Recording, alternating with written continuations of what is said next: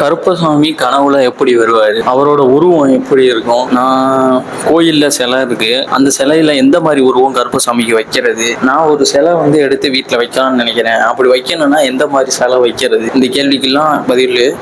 அதாவது கருப்பசாமியை பொறுத்தளவுல அவருக்கு எந்த மாதிரி வேணாலும் உங்களுக்கு பிடிச்ச முறையில ஒவ்வொருத்தவங்க வேல்கம்பு மட்டும் வச்சு கூட செய்வாங்க, ஒவ்வொருத்தவங்க அருவா வச்சு செய்வாங்க. அந்த மாதிரி இப்போ கருப்பசாமியை பொறுத்தளவுல நம்மளுக்கு தேவையானது நார்மலான அருவா, கதை, இதை வச்சு தான் நம்ம கருப்பசாமி வழிபட போறோம். அந்த மாதிரி செய்ய போறோம். கருப்பசாமி முதல்ல கனவுல எப்படி வருவாரு, எந்த ரூபத்துல வருவாரு? கருப்பசாமி கனவுல வராருன்னா ஒண்ணு அவங்க குலதெய்வமா இருக்கணும், இல்லைன்னா ஒரு மரலாடியா இருக்கணும், இல்லைன்னா கருப்பசாமியை அதிகமா வணங்குற ஒரு ஆளா இருக்கணும். அவங்களுக்கு தான் முதல்ல இந்த மாதிரி கருப்பசாமி கனவுல வருவாரு.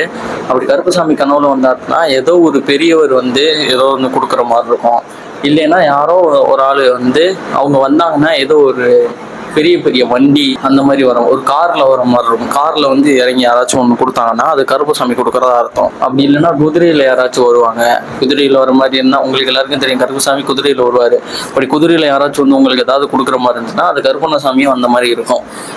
ஒரு படத்துல கூட அந்த மாதிரி விமல் நடிச்ச ஒரு படத்துல கூட நம்ம கருப்பசாமியை பத்தி தான் அந்த கதையே போட்டிருப்பாங்க. அவர் கனவுல என்னென்ன சொல்றாரோ அதுக்குள்ள நடக்கும் அவங்க. ஆனா அவருக்கு அந்த கருப்பண்ணசாமி பத்தி யாரும் தெரியாது. சாட்டக்காரன்னு சொல்லுவாரு. ஏன்னா அவர் சாட்டை வெள்ளை குதிரையில் அவருக்கு சொல்லுவாரு, அது சொன்னதெல்லாம் நடக்கும். அந்த மாதிரிதான் நம்ம கலியுகத்தை பொறுத்தளவுல கருப்பண்ணசாமி குதிரையில தான் வளம் வருவாரு.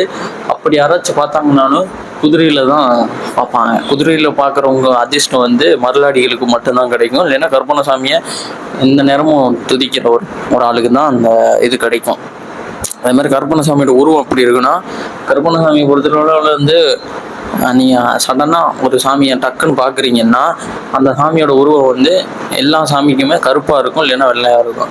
இதுதான் எல்லா படத்துலையுமே சொல்றாங்களே, நீங்க அதைத்தான் சொல்றீங்க அப்படின்னா அப்படி கிடையாது.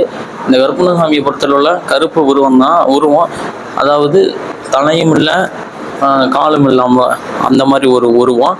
அதுல அதுக்கு என்ன ஒரு அடையாளம்னா அந்த அருவா மாறவே மாறாது. அந்த அருவா பிடிக்கிற கையும் அந்த கதை பிடிக்கிற கையும் அந்த காட்சி மட்டும் சரியா இருக்கும்.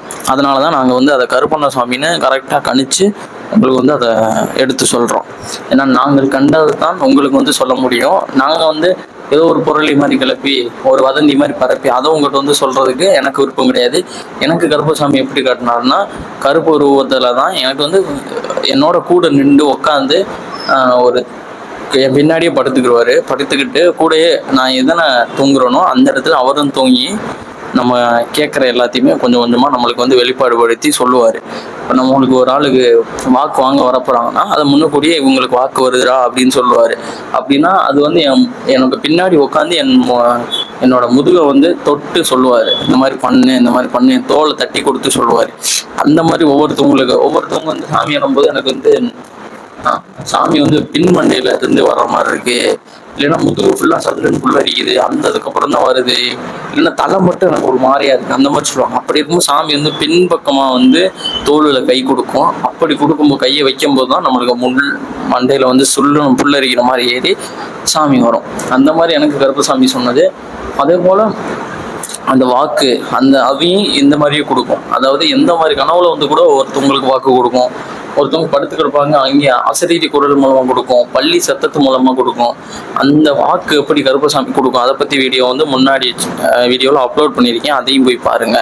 அதுக்கடுத்து கருப்பசாமிக்கு எந்த மாதிரி சிலை வைக்கிறது? கருப்பசாமி பொறுத்தவரை நீங்க சிமெண்ட், கருங்கல் ரெண்டுலையுமே சிலை வைக்கலாம். அப்படி வச்சிங்கன்னா அருவா பிடிக்குங்க, அருவா வச்ச மணிக்கு தான் வைக்கணும். ஏன்னா அருவா வச்சா தான் உங்களை காப்பாரு.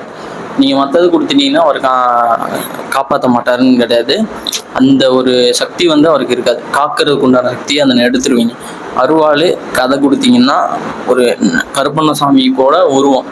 அப்படி இல்லை, ஒரு பக்கம் அருவாள், இன்னொரு பக்கம் கருங்காலி கம்பு கொடுக்கலாம், அந்த மாதிரி கொடுக்கலாம் கருப்பண்ணசாமிக்கு. இல்லைன்னா உட்கார்ந்த கோலத்துல அருவாளை மடக்கி ஓங்கணும், வளைச்சு அதாவது தன்னோட முகத்துக்கு நிறைய கருப்பசாமி அந்த அருவாளை ஓங்கி பிடிச்ச மணிக்கு அந்த மாதிரி கோலத்திலையும் காட்சி தருவாரு. இன்னொன்று குதிரையில மீதேறிய கோலம், குதிரையில உட்கார்ந்த மணிக்கு கோலம், அந்த மாதிரி கொடுக்கலாம். அதெல்லாம் கொடுத்தோம்னா சரியான பூஜைகள் பண்ணணும், வாய்க்கட்டி பூஜை பண்ணணும், இந்த வாய்க்கட்டி பூஜையை பற்றி அடுத்த வீடியோவில் போடுறேன். எதுக்கு வாய்க்கட்டி பூஜை பண்ணுறோம் அப்படின்னு சொல்லிட்டு அதுக்கு அடுத்த வீடியோ போடுறேன். இந்த ஐயனார் பந்தியில் பொறுத்தவரை கருப்பண்ணசாமிக்கு சேம குதிரை கட்டும்போது ஒன்று கருப்பண்ணசாமி ஒன்று ஐயனார் வைப்பாங்க. ஐயனார் பொறுத்தவரை சாட்டை கையில் கொடுப்பாங்க, கருப்பண்ணசாமி பொறுத்தவரை அருவாளை கையில் கொடுப்பாங்க. இது நல்லா எல்லா கோயிலையும் கவனிச்சிங்கன்னா இது அந்த மாதிரி தான் வரும். அதனால கருப்பண்ணசாமிக்கு பொறுத்தளவுல அவங்கவுங்க மனசுக்கு பிடிச்ச மாதிரி வைக்கிறதோட அருவாளுக்கு அதையும் கொடுத்து நார்மலாக ஒரு கோயிலில் செலவைங்க. அப்படி இல்லை உங்களுக்கு ஏற்ற மாதிரி கருப்பண்ணசாமியை மாற்றணும்னா ஒரு கையில் ஒருத்தவங்க கருங்காலி கம்பு இந்த மாதிரி கொடுத்து வைக்கிறீங்க. ஒருத்தவங்க சாட்டைலாம் அவங்க செதுக்க முடியாது, அந்த சிமெண்ட்டில் செய்கிறவங்க வந்து நீங்கள் வச்சிடுறீங்க. நிறத்தை பொறுத்தளவுலேருந்து ஊதா நிறம் கருப்பு நிறம் ரெண்டுமே கொடுக்கலாம் கருப்பண்ணசாமிக்கு. பட்டையோட பெரும்பாலும் நாமம் தான் அவருக்கு சிறந்தது. ஏன்னா அவர் பெருமாளோட இடத்துல உட்காந்துருக்காரு, ரெண்டு இடத்துலையுமே. ஆனால் இரண்டும் கலந்தவர் தான். ஹரியும் ஹரனும் பெற்ற மைந்தன் ஐயப்பன் அவருக்கு காவலாக தான் இருக்கிறதுனால ரெண்டுக்கும் பொதுவாக தான் இருப்பார். ஆனால் நம்ம இடத்துல கோயில் வாங்கி, அதாவது தமிழகத்தில் அழகர் கோயிலில் கோயில் வாங்கியிருக்காருன்னா பெருமாளுக்கு பாத்தியப்பட்ட ஒரு காவல் தெய்வமாக இருப்பதால் அதற்கு நாம போட்டு வணங்குறதுனால தான் ஒரு குலதெய்வ சாமியாடிகள் வந்து மாசிக்கலரியப்போ சாமியாடும் போது நாமம் போட்டு அழைச்சுவாங்க. கோவிந்தா என்ற கோஷம் முழங்க கருப்பண்ணசாமி வந்து வருவார். ஏன்னா கோவிந்தாங்கிற கோஷத்துக்கு அவரும் ஒரு இது வந்து கருப்பசாமி அழைக்கிறது எப்படின்னு சொல்லிட்டு அதுக்கும் முந்தைய வீடியோவில் போட்டிருக்கேன். அதில் நான் கோவிந்தாக்கு என்ன அர்த்தம் அப்படி சொன்னால் எப்படி சாமி வரும் அதை பற்றி வீடியோ போட்டிருக்கேன். இல்லை குலதெய்வம் கருப்பசாமியோட சிலை எப்படி இருக்கும் அப்படின்னு சொல்லிட்டு இதில் சொல்லியிருக்கேன். அந்த கருப்பசாமி உருவம் நம்ம கனவுல எப்படி வரும்னு சொல்லியிருக்கேன். இந்த கருப்பசாமி கனவுல வர்றதுக்கு என்னென்ன தேவைன்னு அதையும் சொல்லியிருக்கேன். உங்களுக்கு கருப்பசாமி எந்த ரூபத்தில் காட்சி கொடுத்தாரு, உங்களுக்கு வந்து கஷ்டத்தை கருப்பசாமி எப்படி தீர்த்தாரு, அதை பற்றி நமது கீழே கமெண்ட் பண்ணுங்கள். அடுத்த வீடியோவில் பார்ப்போம். நன்றி, வணக்கம்.